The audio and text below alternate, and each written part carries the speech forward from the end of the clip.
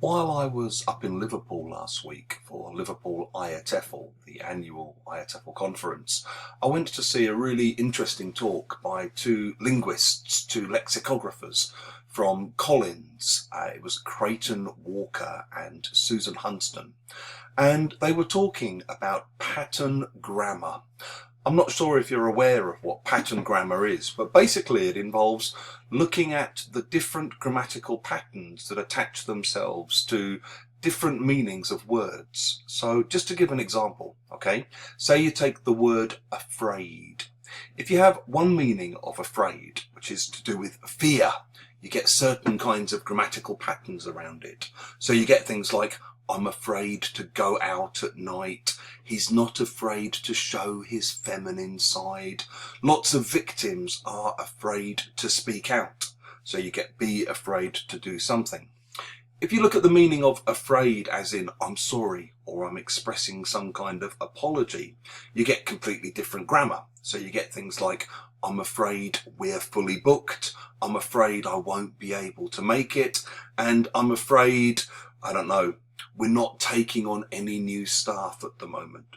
Okay, and part of the way in which we process meaning is through our subconscious understanding of the patterns which connect to particular meanings of particular words.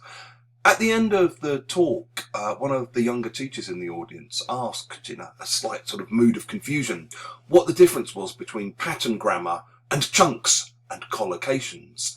And they didn't have time to answer the question, so I thought I'd just make this little video to say a bit more about some of these different areas. First of all, I actually wanted just to talk briefly about the idea of colligation. Colligation, if you like, is the grammatical patterns that attach themselves to particular words. And often from language to language, colligation will work differently. So say you take a word like want. In lots of languages, you might express the idea that my dad wants me to study business as my dad wants that I study business, because that's the grammatical pattern that attaches itself to the verb want. The verb want will colligate in different languages in different ways. In the same way, in lots of languages, the verb happen is generally used in the passive. It colligates in the passive. So you might say in some languages, something has been happened. Obviously, in English, the verb happen doesn't colligate with the passive. It colligates with the active. So we say, what's happened? Something has happened. Collocation is more to do with words which frequently co-locate, words which like to get married.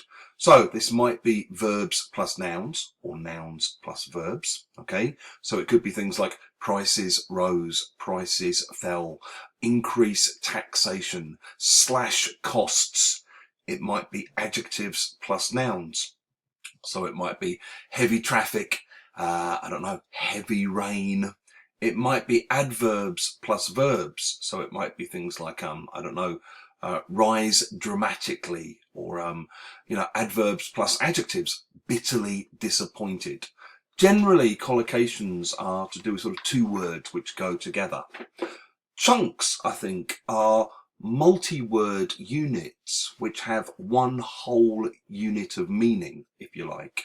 So if you take an expression like for the time being, okay, which means, from now until some undecided point in the future, we use that phrase for the time being as one whole chunk of meaning.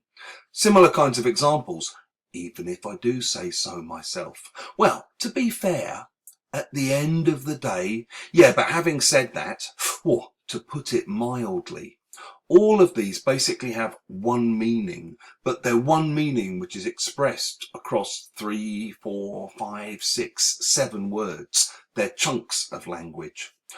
On top of this, we also have what you might call institutionalized expressions or fixed expressions. These are expressions which come complete with their own internal grammar, and we learn them and process them and repeat them as whole fixed expressions. There are thousands of them in English. Just to give you a couple of examples, well, it's a matter of opinion. Okay, you're making a rod for your own back. How am I supposed to know? You should have told me. Yeah, those kind of sentences, I wouldn't bother if I were you. It's a complete waste of time. We remember and we use them as wholes. I think in the end, one of the things that I learned from reading The Lexical Approach by Michael Lewis and from thinking about more lexical ways of looking at language, where you become aware of chunks and collocations and colligation and pattern grammar and institutionalized expressions, is that in the end, unless you're an academic, it doesn't really matter what bracket you put things in. It doesn't really matter if something is a chunk or a collocation or whatever. With things like, they're going through a rough patch at the moment. Is that an institutionalized expression? Is go through a rough patch a chunk? Is go through a rough patch a collocation? If you have something like they didn't bat an eyelid, okay, what's the chunk? Is it bat an eyelid or not to bat an eyelid or what? I think personally it doesn't matter. The important thing is, as a teacher and as a language learner, is to be aware of the fact that words operate in more than single word units, that words operate with other words and words operate with grammar, and to become a bit more sensitive to the wide range of different elements that go into making up a language, and to be a bit more sensitive about the opportunities that we have in the classroom for exploring and for exploiting these kinds of things. Thanks very much for watching. If you're interested in this kind of thing, please do check out www.lexicallab.com.